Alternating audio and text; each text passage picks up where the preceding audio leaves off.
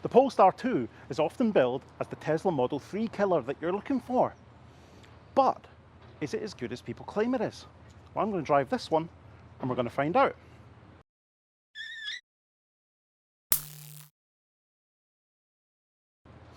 I'm here today at the GRIDSERVE Electric Forecourt in Braintree, where I'm trialling out their test drive experience that they're offering for people that are interested in leasing or buying a new EV. Today I'm going to be driving the Polestar 2 to give you a proper real-world review, and if you like what you see, why not sign up to test drive one yourself at your local GRIDSERVE Electric Forecourt.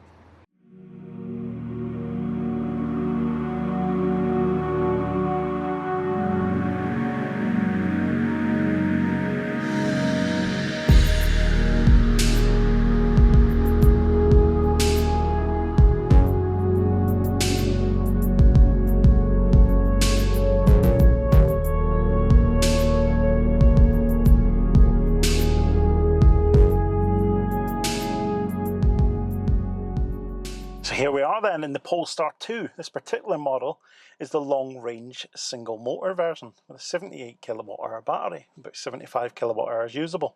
And I think the first thing you notice in this cabin is everything just feels quite good, feels quite solid, quite premium.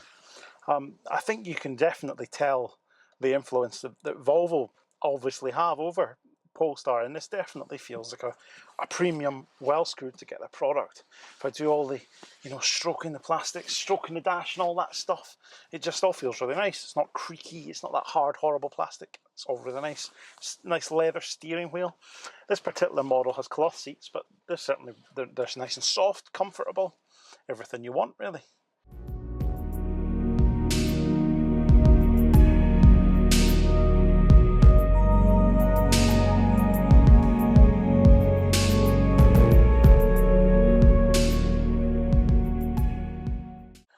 Let's take it for a drive and see what it's like, shall we? Quite like the gear selector. I'll put a picture of that up so you can see that. It's quite funky. I do think it's a bit odd. This definitely very conscious effort by EV manufacturers to make simple things like the drivetrain selectors as different and as novel as possible. And this certainly manages that. It's very functional. It's very obvious how to use it. It doesn't make you think, oh, that's really weird, but it is just a little bit strange. But it's a nice touch, it feels good, it feels tactile, and that's what you want. You can see low speeds, as you'd expect from a fairly premium electric vehicle. Seems very quiet in here, which is always nice. I really like the nice big wing mirrors. They've got a minimal amount of bezel, so you've got as much mirror as possible. And I think that's really, really nice touch, and it gives you just more visibility than normal because you don't have a big thick bit of plastic around the glass. I do like that. Certainly seems to be able to get a shift on when it wants to as well, which is always good. Obviously, this is just the single motor version, not the juicier dual motor, which is significantly more powerful. But certainly seems to have the power you need to get yourself down the road. I really like it. The instrument cluster in here is just it's sort of next level. It's full LCD cluster. It's just currently showing me the maps from the navigation and all that stuff, with a speedo just in the corner. It feels very futuristic, and I know that digital cockpits are becoming very common now, but there's an awful lot of screen in here. So we've got the digital cockpit, and then we've got the big center screen as well, so Tesla style. I'm almost certain that was their inspiration when they chose to put this big screen in here. Everybody says it the moment you see a big sort of infotainment navigation screen, oh, they've just ripped off Tesla, but I mean, it's true though, isn't it? Let's be honest.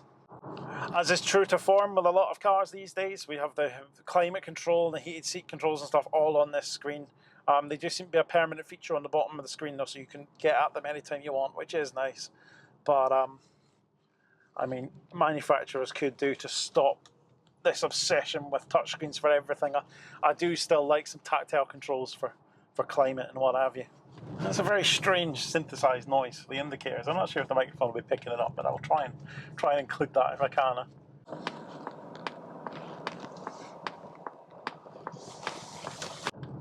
It's like they've tried a bit too hard to make it click like a sort of traditional indicator should. But yeah, I definitely don't think you'll be wanting for power with the single motor version. I'd love now to drive the dual motor, but the single motor has certainly got the power you need. You know, if this is what's on your company car list, you can't quite stretch to the dual motor. I don't think you'll be disappointed with this at all. Rides fairly competently. It's not too firm. There's a bit of firmness there. It doesn't wallow. It doesn't bounce around, but it's not like rock hard either. And there's an awful trend these days from modern cars making them like really properly rock hard, and we don't have that here. It seems kind of a nice ride. I don't think you'd be disappointed in that at all. Unlike some other vehicles I've driven where, you know, the ride is just too hard. They've tried too hard to give it that sort of sporty look and feel. I don't think that's the case here with the Polestar. It seems pretty good. It does feel quite large. You bring it down small and more narrow roads. I think it's a very common trend for, you know, I think cars in this class there are just getting bigger and bigger, and so definitely it doesn't feel small, but it's certainly manageable.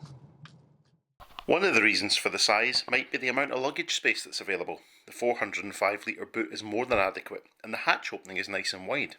It's definitely a practical car. A 35 litre frunk at the front is very useful as well, even if you just keep your charging cables and maybe some spare screen wash in there. We're getting to the point where cars that don't have this storage up front are actually really disappointing, but the Polestar 2 certainly delivers. Whilst we're on the subject of practicality, it will tow 1500 kilograms, which seems more than adequate, even for the Portaloo enthusiasts. A tow bar is a £1,100 option, which seems a little bit pricey, although it's one of those fancy electric retractable ones, so maybe it's not that bad. There's a little bit of road noise in the cabin. It's a slightly higher speed, 60 plus. To be honest, I think, you know, modern tyres very much the cause. I think the vast majority of cars are driven, apart from perhaps the e-tron, there's just a super premium end of the market. You know, road noise is definitely noticeable, and I suppose the lack of an engine note is always going to enhance then the other noises that you can hear. But I wouldn't say it was a particular problem. It is not certainly noticeable. I wouldn't say it was any louder than anything else that you would be looking at in this kind of class. But all in all, I would say, you know, comfort and refinement is definitely there. I think at the kind of budget that you're looking at here, so it's sub £50,000. It puts up a good fight. I would need a much longer test, of course, to determine, you know, efficiency and that kind of thing, whether that real world range, you quoted about 265 miles real world according to the EV database, you know, whether that is a true reflection of what this car is capable of. But, you know, I don't think you're going to see the 330 odd WLTP range that is claimed for this. I think that is very, very optimistic. But I don't think you can go far wrong. I think if this is one of the choices you need to make, then certainly the quality seems to be here, and it seems to drive pretty well. Charging is, of course, via the Type 2 and CCS port on the passenger side rear. At least it'll work well with those Tesla superchargers, I suppose, but as you know, I much prefer charging ports up front. It supports up to 11 kilowatt AC charging on a suitable 3-phase supply, which is definitely a bonus if you have access to 22 kilowatt 3-phase chargers when you're out and about. DC rapid charging is at a maximum of 155 kilowatts on the long range version like this, and 130 kilowatts on the standard range. And it will charge from 10% to 80% in just 35 minutes on a suitable ultra rapid charger, which sounds pretty decent, if not class leading. So it's got the comfort and refinement, it's got the performance, it's well equipped, you know, lovely panoramic sunroof here, and you know, it seems to have everything you'd want. I'm not actually sure exactly what trim level this one is. I will find out before you see this video, and I'll put up some more details about the trim and the equipment that it has, but it certainly seems to be well equipped. The model I'm driving here is a long-range single motor with the Plus Pack, which for an extra £4,000 gives you the panoramic sunroof, Harman Kardon premium sound, an advanced cabin air quality sensor and filter, slightly different cloth upholstery, leather is another £4,000 if you want that, electric adjustable seats, heated rear seats in addition to the standard front ones, a heat pump which helps save energy and improve range, some additional interior lighting, wireless phone charging, tinted rear windows, and a bag holder in the boot. Sounds like quite a lot of equipment for the extra £4,000 to be fair, but it does mean that the car I'm testing here is £50,450. Not sure what my choice would be if I was buying one, The panoramic sunroof is nice, and I'm sure the heat pump helps in the winter, but it all depends on your budget and whether you can spare that extra £4,000, or indeed whether you're allowed to on the company car list.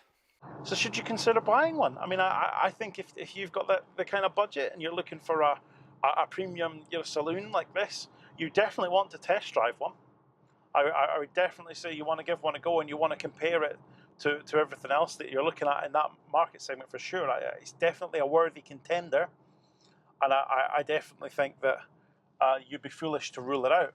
What I will say is if you are interested in a Polestar 2 and you want to try it out and see what it's like, why not book a test drive at your local GRIDSERVE Electric Forecourt? If you're near Braintree or near Norwich, it seems like a no-brainer to me. You're not going to get the hard sell from them. You're going to be able to turn up, take a test drive, decide if it's for you. I think it's all going to be location dependent at the moment. Obviously, as soon as GRIDSERVE open more and more electric forecourts so that everybody's near one, then the location thing won't even be a concern.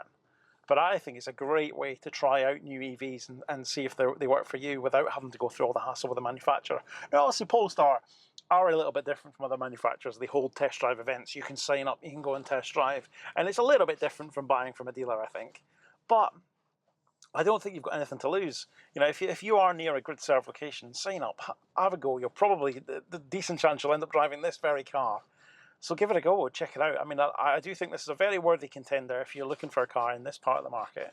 I've really enjoyed this, albeit quite short test drive. I definitely think it's worth a look, and I can't think of a better way to do it than coming along to GRIDSERVE and supporting the test drive initiative that they're rolling out as well. Nobody else is doing anything like this. So why not come along, give it a go? So that was a quick test drive in the Polestar 2, and it's safe to say I was very impressed. What do you think though? Would it tempt you away from its biggest rival, the Tesla Model 3? I definitely think I'd want to drive them both back to back and see how they compare, which should be possible at a GRIDSERVE Electric Forecourt fairly shortly, although the Model 3 wasn't available on the day I was there. Let me know what you think in the comments. What car would you go for? Massive thanks as always to GRIDSERVE for inviting me there to take this test drive, and you should definitely check out what they have to offer and get down there if you can for some test driving. Thank you all very much for watching, and I'll see you next time.